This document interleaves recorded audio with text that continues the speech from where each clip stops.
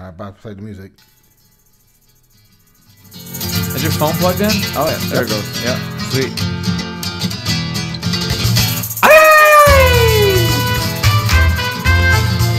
Ladies and gentlemen, welcome to Caveman Corner with your host, Jeff, Captain Caveman Thence.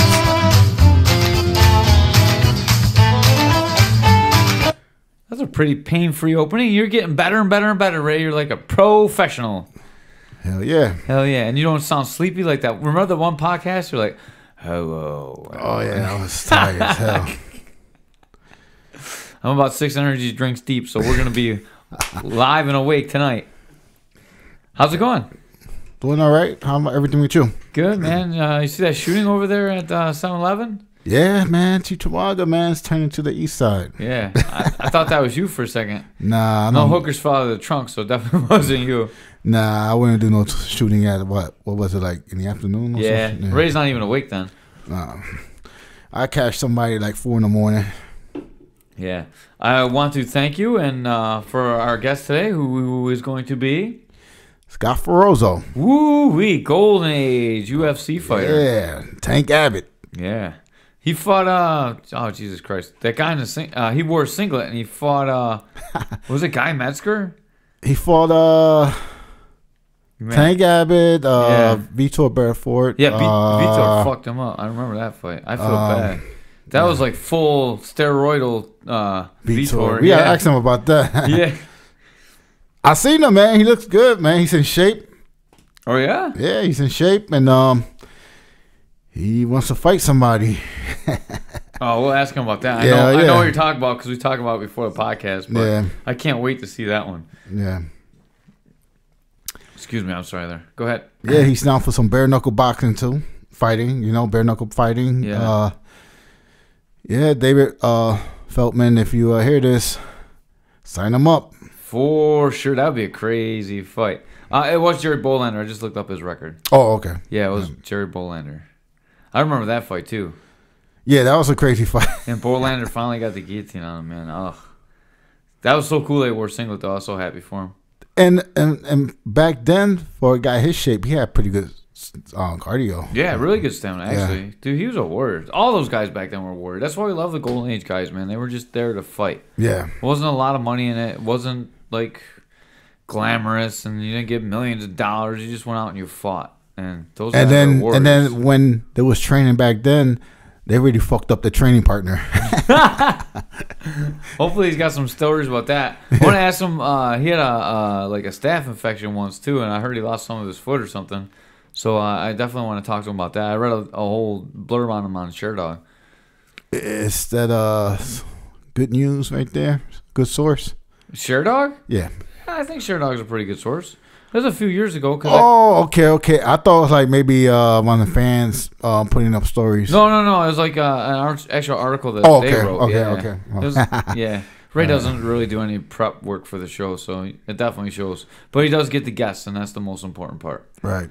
Yeah. So you want to give our man a call, or is he still waiting for us? He's still waiting for us. Let me call him up. I messed this up, man. When you said 8, I thought 8 our time, not his time.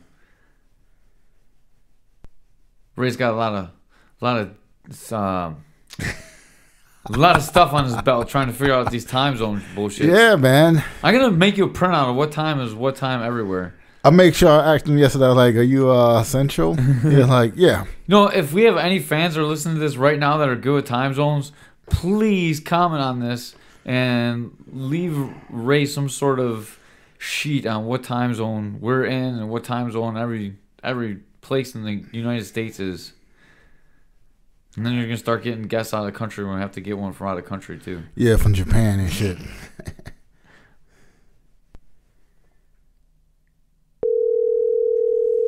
Mr. Scott Ferrozzo.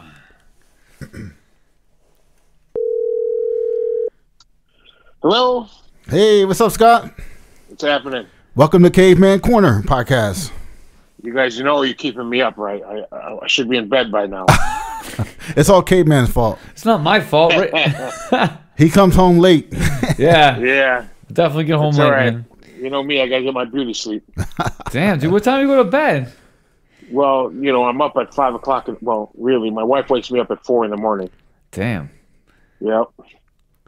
You guys, Yep, you know how it is. you guys been married a long time, right? Is this the same wife you were married to back in the day? No. Oh That's, man, I'm sorry, man. I just That's all right. shit. That's all right. I can't reach over the phone and smack your shit out of you. You could try, dude. I can run pretty fast, man. I might get away. Yeah. All right. I'm sorry, man. I just read a Share Dog blurb about you. I know it's like about 8 years old now, but it talked a lot about you, and I'm super interested in getting you on here. Yeah. Well, thanks for having me. Yeah, no problem, man. What's been going on with your life since fighting? Well, just selling cars, kind of living the life, taking it easy. My son Logan's kind of out in Hollywood doing big things. Nice. Yeah.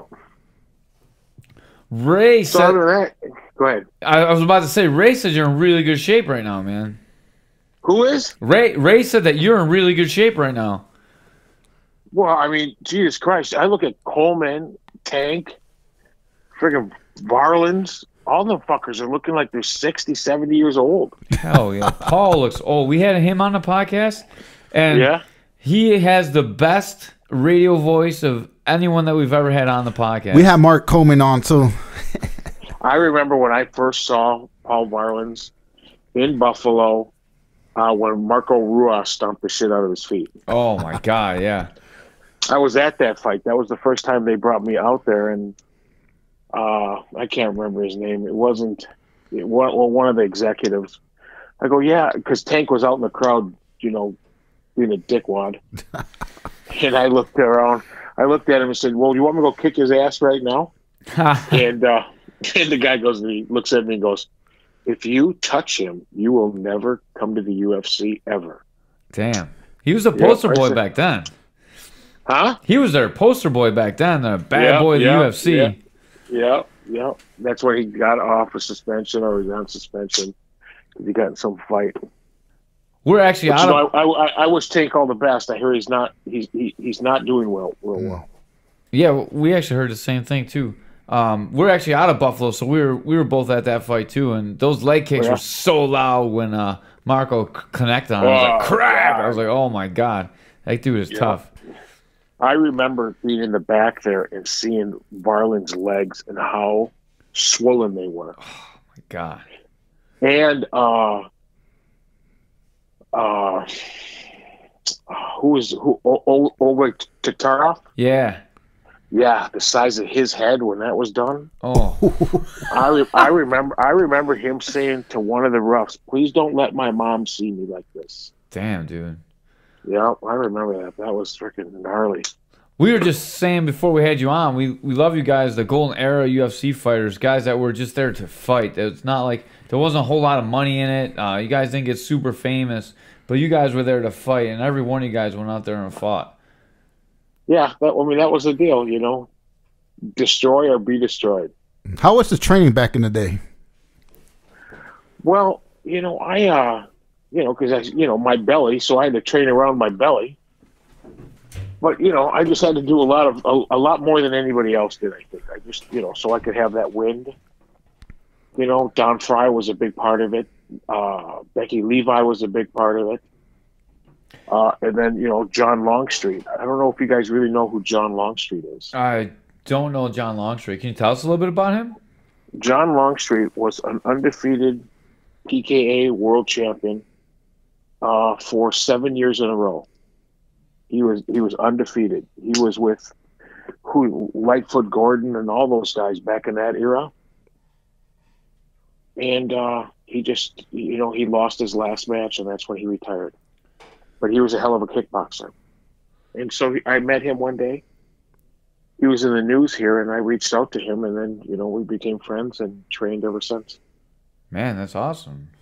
Yeah, that was pretty cool. And then he took me as far as he could, but then I got involved with Becky Levi and Don Fry. And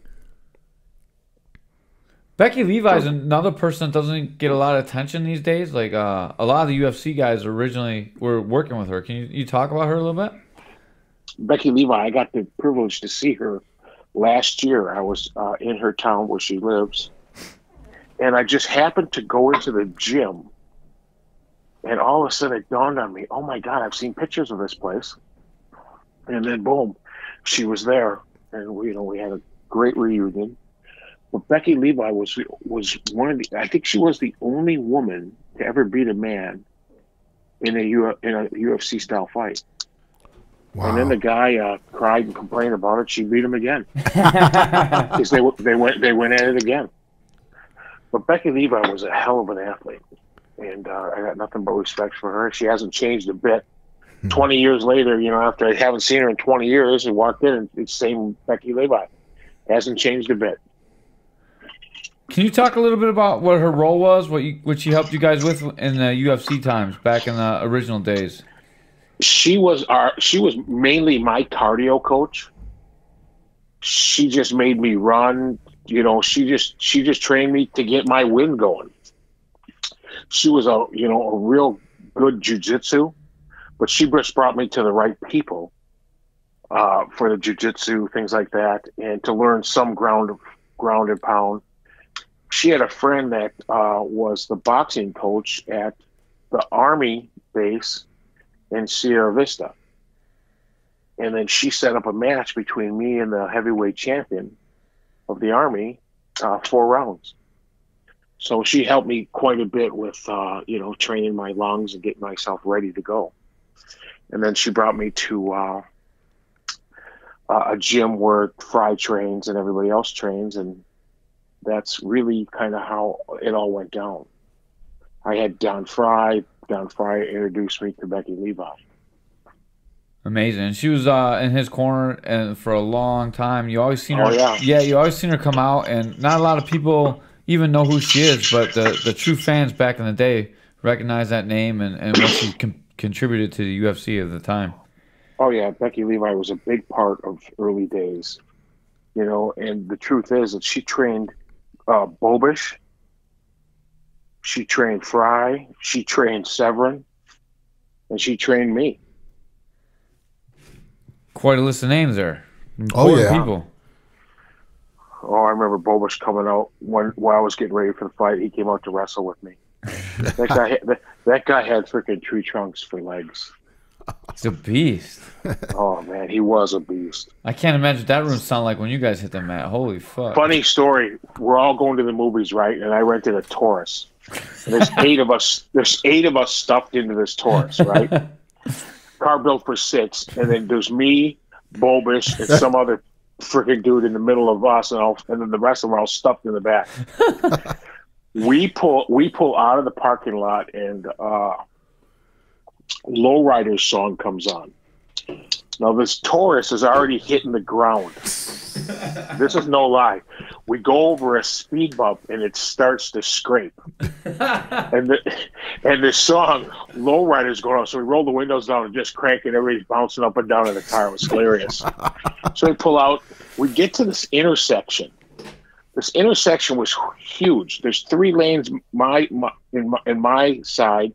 It looks like a 3 lanes all the way around this intersection. Bobish gets out of the car, goes in the middle of the street. Now the lights are green in a couple ways. Nobody's moving, and he's out there dancing to this song. Literally dancing, and people are freaking hawking, and hands are out there, out the windows, and they're all laughing. And that was one of the funniest times I've ever seen. Just, the guy gets out of the car and starts dancing. That's a big dude. That was like when the program came out, that football movie where everyone's laying in the middle of the street too, right? I don't remember that, but all I remember, man, is that he just couldn't. I think that he was so stuffed in this car he had to get out for a minute. Probably smelled pretty good in there. Oh God, yeah. Well, we weren't trained. We went to the movies. Oh, jeez. I remember you most probably you beat Tank Abbott, which is a huge thing. But the thing I remember about you most is probably your first fight against Jerry Bolander. I was so impressed because every time we've seen a big guy in UFC, they never had conditioning. And we were just talking about on air before we had you on, like what great conditioning you had on, and that really showed in that Bolander fight. Yeah, I wasn't tired during that fight. I just when he got me in the guillotine, I panicked, and that's what happened. We're still in contact today. It's funny. Really? But, we talk, once every 4 or 5 months, see how each other's doing. That's He's amazing. yeah, I think that he's a cop or was a cop out in LA. I think that's what he did. Wow. But we could, through Facebook and things like that. Super cool. Yeah. And then, can you walk us through your UFC career, man? I got your record here, but I'd rather hear you talk about it. And we want to talk about Vitor a little bit too when we get to there. Well, Vitor Belfort was kind of, he never hurt me, and they called that fight real early. I think that he did connect with me. I went to the ground, but then I got on my stomach, and he was just, the pressure on me wasn't really hitting me hard, or I didn't feel like it was hitting me hard. As soon as the pressure came off me, I was up, ready to go. I just think that they called that fight a little bit early. Do you think he was on steroids? You know what? I don't think so. I don't think so. But hey, we all were on steroids back then. Okay, so let's keep it real. Anadrol 50. That was the big one. Mm. Because that was the one that got everybody's attitude, in check. And everybody did it. And I don't care what anybody says that they didn't do it. Everybody did it. Yeah. Right. Except, you know what? Except for Severin. Yeah. Severin didn't do that kind of stuff. I'm glad you said that because we had him on and we grilled him pretty hard to ask if he ever did steroids. And he said absolutely not. Nope. Yeah, that's awesome. I don't believe he did. But there was a picture. There was a video of Severin and Shamrock fighting. Okay. Did you hear about my comment in that fight? No. Well, it was kind of a given that you don't hit Severin in the face. Okay, that was kind of, when we all wrestled together, we were all in the training in Arizona together, you never struck him. That was just kind of given. And I think that, this is my opinion, but if you look at when Shamrock hits him in the face, Shamrock's expression on his face said it all to me right then and there. Said, oh shit, I shouldn't have done that. That's just my opinion, and that's how I felt. But it was just kind of a given. I was at one fight with him. It was kind of an outside in the octagon. It was kind of a setup, and I remember hearing one of Severin's trainers tell the other trainers that, okay, no, there's no hitting in the face, right? And so it kind of dawned on me that everybody that was just a given. You don't hit Severin. And I'm not taking anything away from him. He was a tremendous wrestler. And, I've contacted him a few times since then. Man, I just went back and I just looked at a clip of the Vitor fight. And I think you're right. It was stopped pretty early. I didn't even know that that was just when they started really stopping the fights. But Vitor had your back. He just hit you a couple of times in the face, like just one punch at a time. It wasn't like a TKO you see today. I remember that. Okay, I'm thinking to myself, okay, I'm okay. Everything's cool. He's just hitting me. I'm just waiting for him to do some type, just the pressure. That's all I was looking for. As soon as that pressure came off of my back, I was up and ready to go. Threw in the fence, and the next thing I know is that Big John McCarthy was accosting me. Yeah, he just pushed Vitor out of the way and he stopped the fight. And there's a great shot. There's a shot's pretty much right in on your face on YouTube. Anyone listening to this, you can check this fight out on YouTube. Just look up Vitor Belfort versus Scott Ferrozzo. And you can see the camera angles right on your face. You look pretty clear-eyed. I've seen a lot of people get knocked out. You look pretty all right. Oh, yeah. No, I was fine. I think that he did stun me, and that's why I went down on a knee. But I was fine. I mean, you ain't going to be able to hurt me. Right. Yeah. Especially you had some wars in there, man. Can you talk about the fights with Tank a little bit? The UFC fight and then the YouTube fight? The first Tank fight, he was really the reason why I got involved in the UFC. Because, he was a bully, and I didn't really like bullies. And, that's kind of just how it happened. And then, I'm sure people have heard this before, but it was kind of a weird thing. I knew that I was fighting him that night. nobody else did. I was an alternate, but I knew that at some point in time I was going to fight him that night.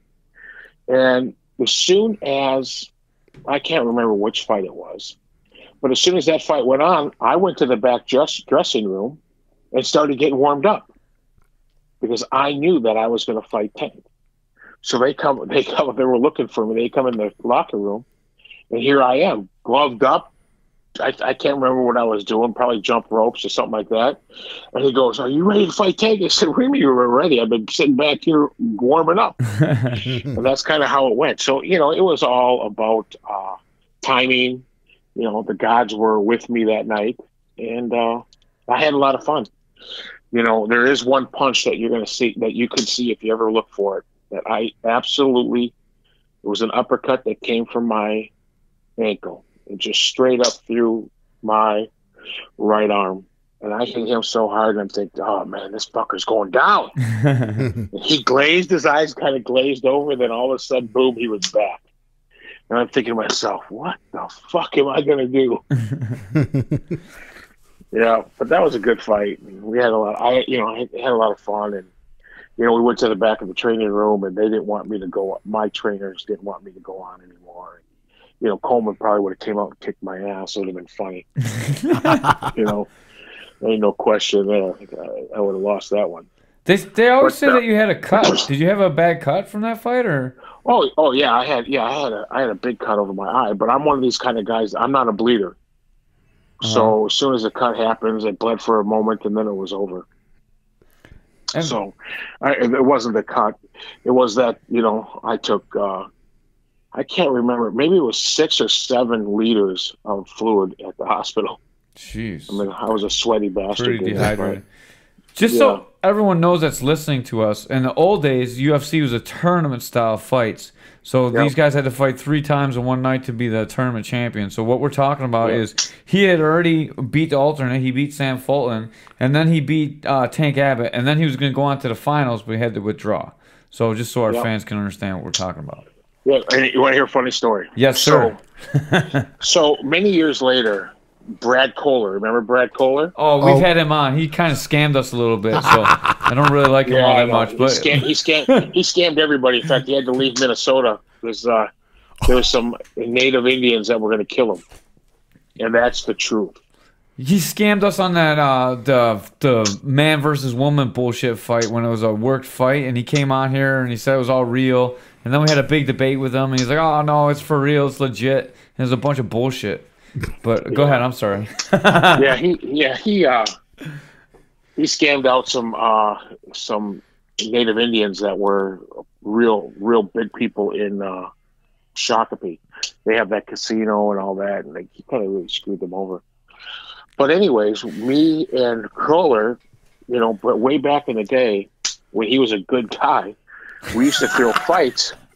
We used to throw fights every single month, once a month. And that's when I was training this guy, Greg the Gladiator Wiccan. And I thought, okay, the next move, he's going to fight here. And he's going to, I'm going to take him to the show. And so that's why I hired Jeremy Horn to fight him. Damn. And so I paid Jeremy Horn $5,000 to come up there and fight him. So Greg was kicking his ass. That's what I thought. Until Jeremy Horn looks at me and winks.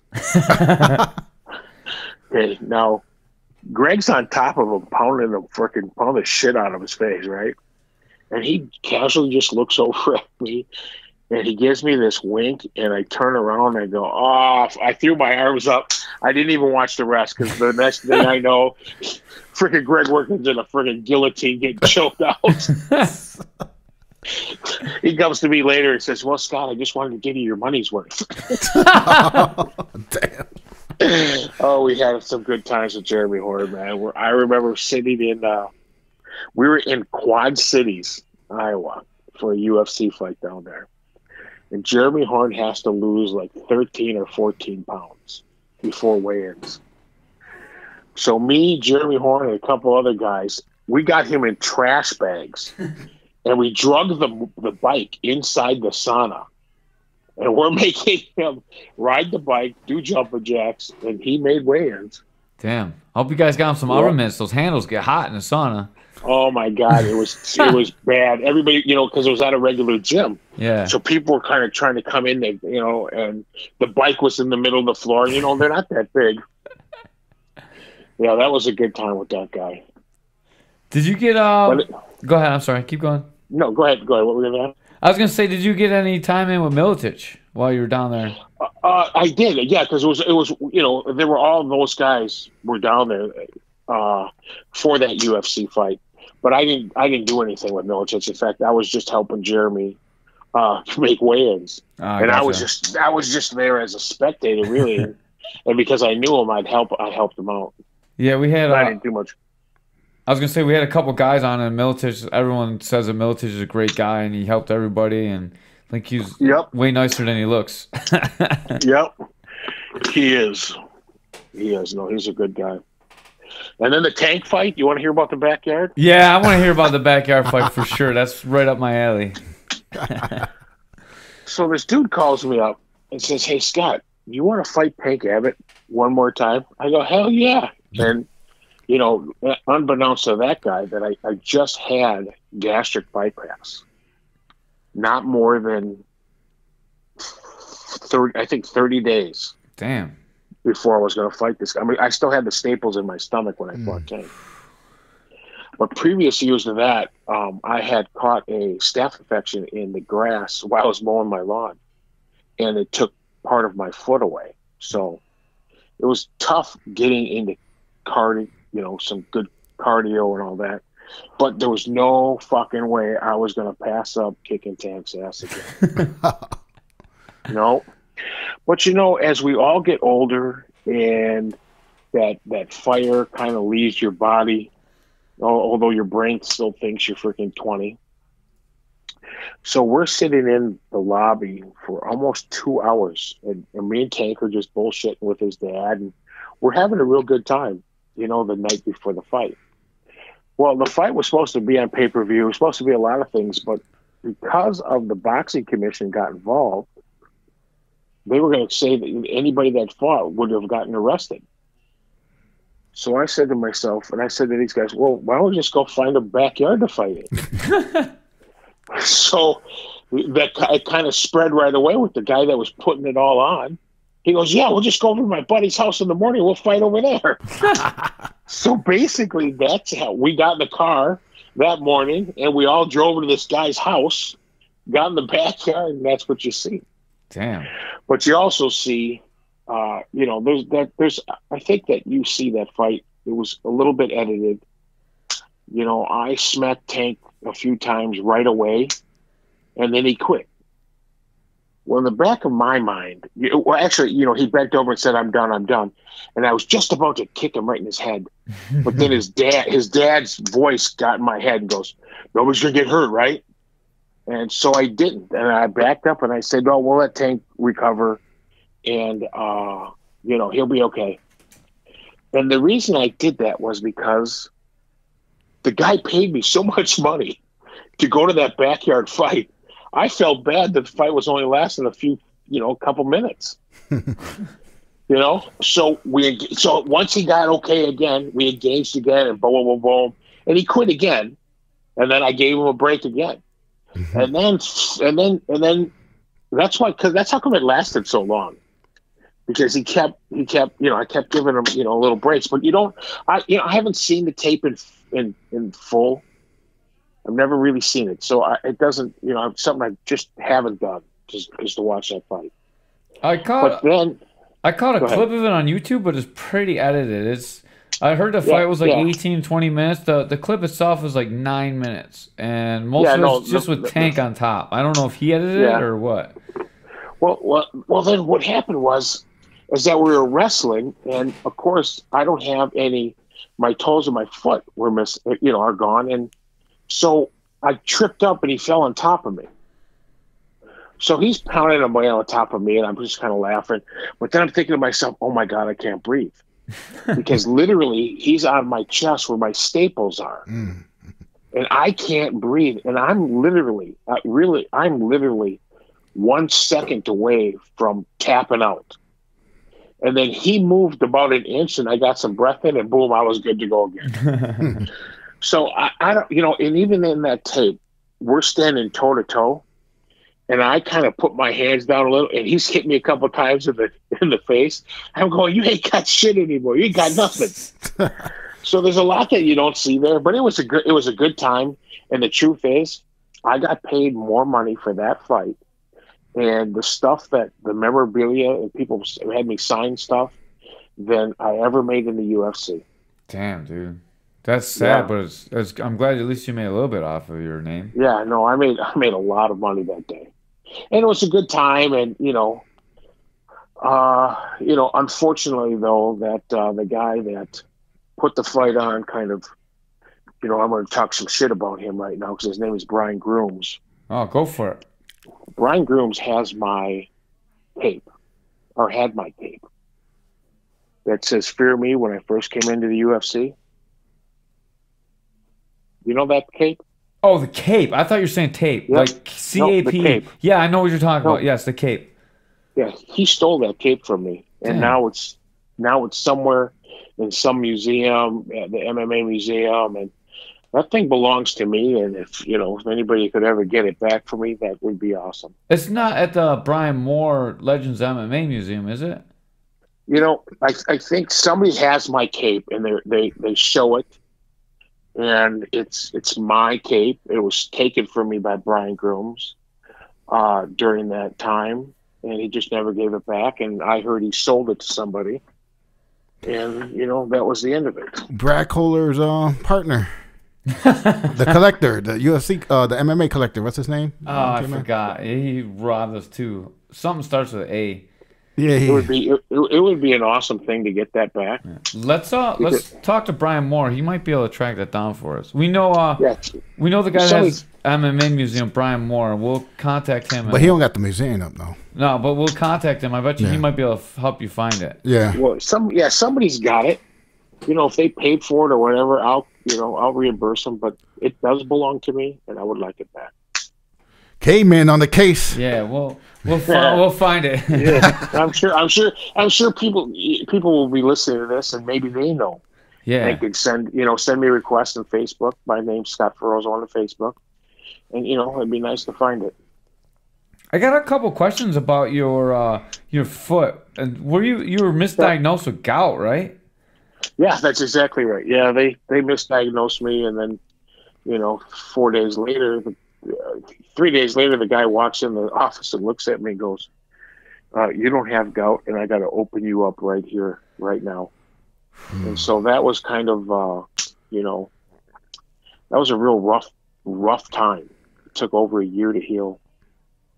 It still bothers me today on a daily basis. But, I think that most people, that if they read the Sheer Dog thing, they found out that I got hooked on drugs. Percocets, you were saying. Yeah, and it took me a little while to get off that, but I cold turkey, and now I don't really take too much of anything for my foot. I just something I have to live with. Man, do you realize what kind of savage you are? That you had staples in your stomach from your stomach surgery. You're fucking missing toes, and you go out and you fight Tank Abbott. I wasn't gonna pass that up. I mean, I've had a lot of interviews with the dude. Yeah. I called him lots of names and said a lot of derogatory things. But basically, the truth is that I have a tremendous amount of respect for him because the guy was what he was. You either loved him or you hated him. But he always said to me, you walk in that place, you either destroy it or you be destroyed.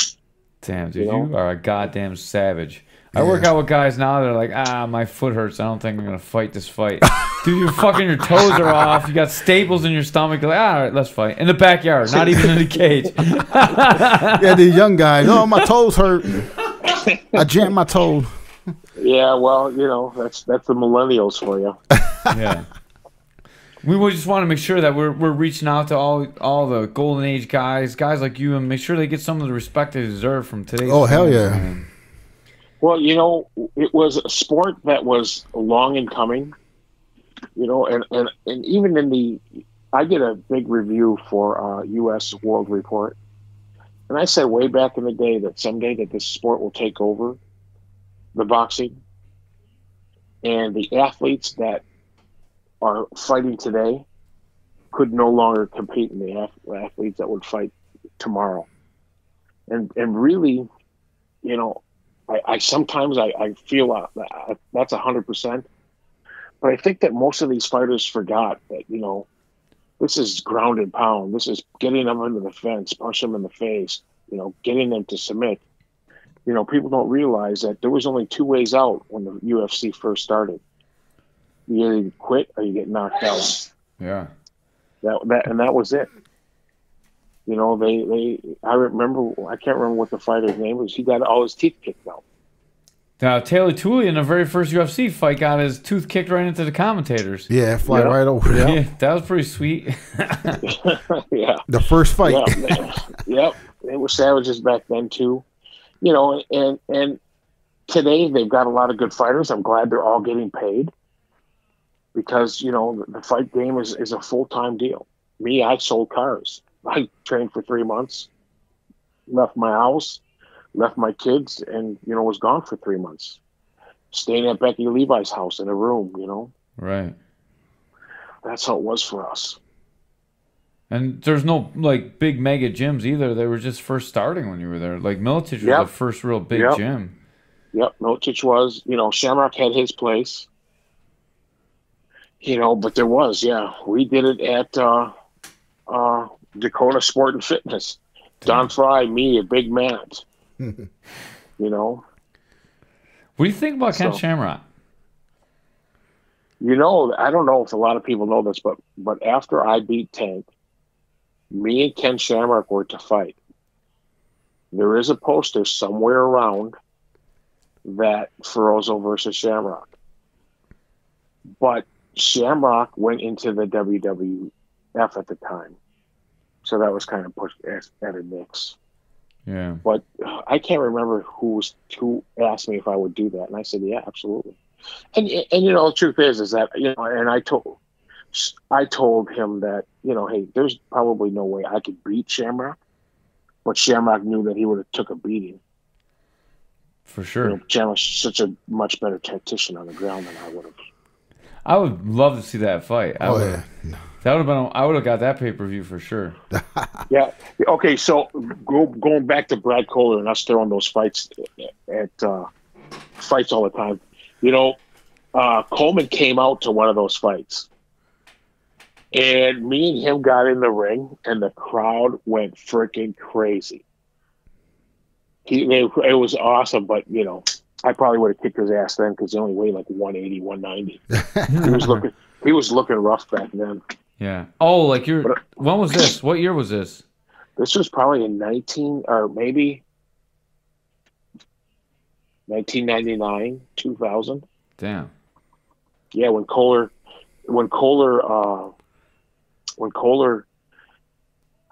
I think that when did Kohler fight in the UFC? Got that 12-second knockout. Oh yeah, that's like 99, I think. Okay, so the week, maybe it was a month before then. You know, me and him had a falling out because of some stuff that he had done to some people that invested with him, and he was talking some shit. And I said, okay, I'll be there in 10 minutes. And I was really literally only 10 minutes down the road. And I got to his gym, and he wouldn't come outside. Nothing. He knew I was freaking hot. Yeah. And then about, I think it was maybe a month later, he finally fought in the UFC. Damn. But he looked good that day. He looked really good that day. He got the combo hitter. Yeah, he got the combo hitter, which is a hell of a nice piece of equipment. I actually bought one off of him. Yeah, that's exactly why we had him on, because we liked him. We liked the combo hitter, and he sold us on the combo hitter, and then we had him on a couple times, and we were like pretty friendly with him, and they ripped us off about that stupid man versus female thing. So fuck him. Well, there's only one person I know, man versus female, that was a real legitimate deal, and that was the Becky Levi fight. She beat that dude twice in one night. That's awesome. Yep. Heck yeah.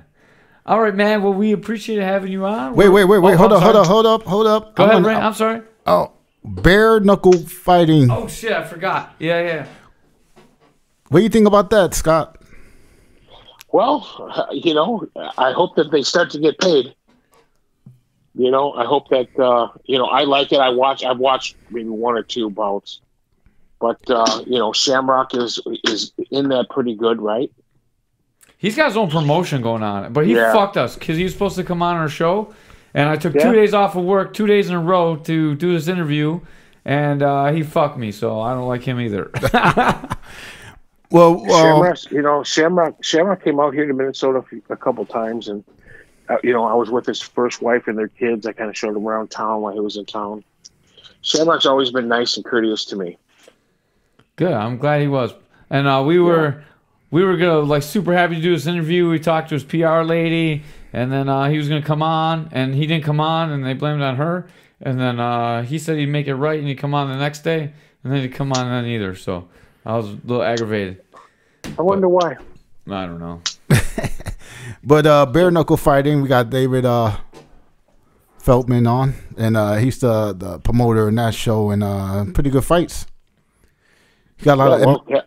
Have him send a plane ticket. I'll come out and take a look.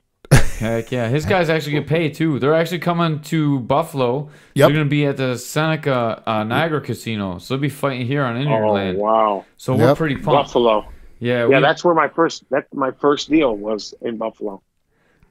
Man, that's where they brought me out there. That's when I met Tank and all of those guys. I hope you got some wings when you're out here. All right, brother. Thanks much for having me on. And if anybody can find my cape, let me know. Let's get Ferrozzo's cape for the guy, man. Yeah. Let's go. Let's get on the case and find this cape. If we get you a cape, I want to picture you in like red tights and a cape, bro. That'll be our deal. Done. All right. All right, guys. Thanks a lot, man. Yeah, bye now. Yep, bye. Yep. Bro, we gotta find that fucking cape. Can you imagine Scott Ferrozzo today in a cape and fucking Superman ready undies? Dude. Caveman on the case. I'm on the cape. Let's find this guy's fucking cape. If someone can make me a good copy of a cape and just don't tell him, that would be pretty sweet too. Nah, fuck that. I don't want him coming over here beating my ass. Yeah. Don't send him my picture, right? We'll just put your picture on this podcast. I think it's too late. I think he's on the fan page. Oh, shit. We're screwed. Yeah, we got to find this cape, though. Yeah. We ask around. We know a lot of people. Brian Moore might have heard about it because he was collecting all that memorabilia stuff, too. AJ Hiller was that guy's name. I just remembered it now. Okay. I couldn't remember, but fuck him, too. And fuck Shamrock. Fuck all those guys that fuck us. It's one thing to say you're not going to come on. Like, I'm totally cool with that, right? But you can't say you're going to do it and then don't show up. Especially when I got to take off from work. Oh, yeah, poor Caveman. Yeah. And now I always wonder if it was you that set that up and you just were like fucking with me to make me miss work. No, it wasn't me. Oh, my God. He looking at me psycho and shit.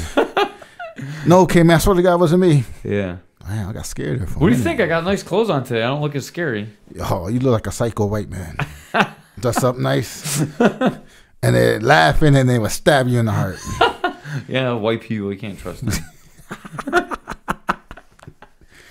Oh, man. All right, man. Well, thank you. This is a great interview. I actually really like this interview. Yeah, I kind of want to get Jeremy Horn next. I would like to get him on. I like to get Becky Levy on it, too. Oh, yeah. We had a lot of people talk about her. Dan Severn talked about her quite a bit, too. Oh, yeah. She's definitely she was like one of the first management, ain't it? Yeah. Like over there who managed all the fighters. You know what we forgot to ask him about? I heard Bruce Buffer was actually his manager in the UFC. I just thought about it right now, too. When you said manager, I thought Bruce Buffer was his manager. That's what I read on Wikipedia. Oh, okay. Well, you can't really trust Wikipedia. Everybody could add shit to it. Oh, I could make my profile and say that I'm a 12-time MMA champion. Well, yeah, we should do that for me. Tell them I'm 400-0, undefeated. I won't be too greedy. I said I'm 100-0. Yeah, all right. Yeah, I'll be 13-0. That's a good number, right? Yeah. Oh shit. Anything else going on, Ray? Not much.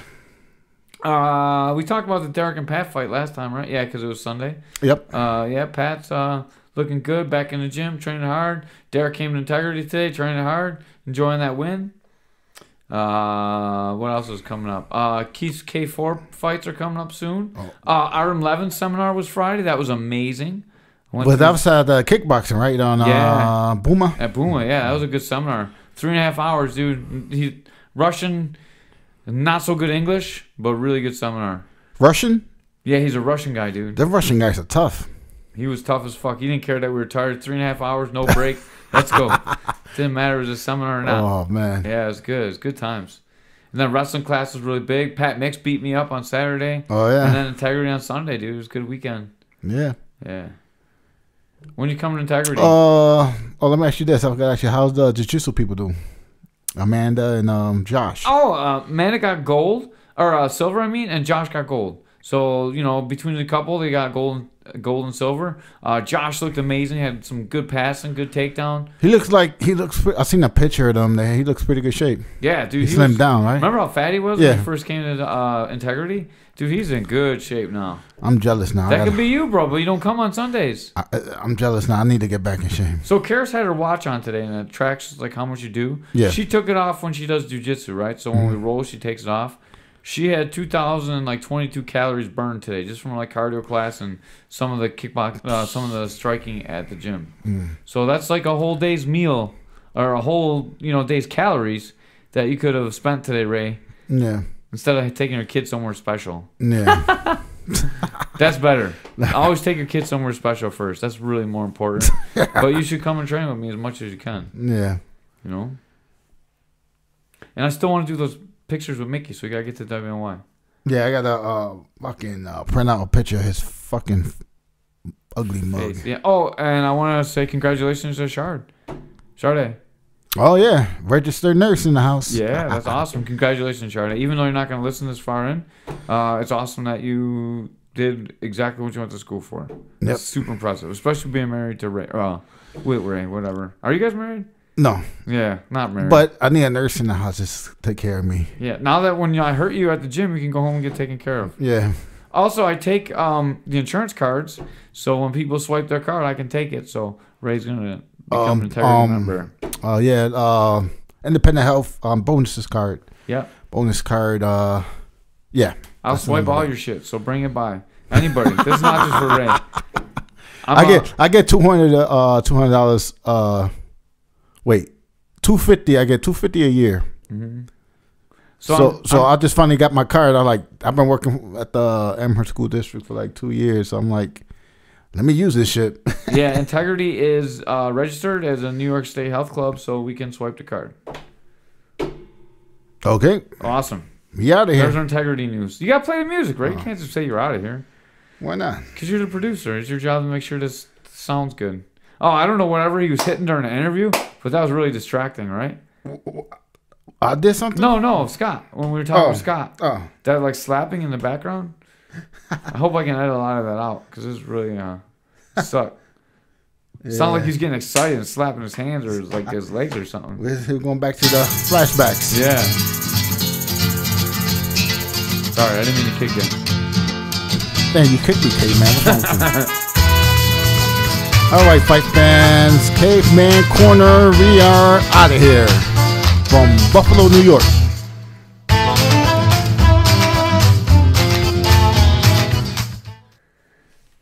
We gotta find this cape. I know, dude. Dude, can you imagine how awesome it would be to see that dude in just underwear? And I'll send him some fucking like medium tighty whities too. Oops. Tighty whities. Tighty reddies. I gotta. You know what? When I get home tonight, I'm gonna go to UFC Fight Pass and look at his fights with Tank and whatever. What? I don't remember no cape.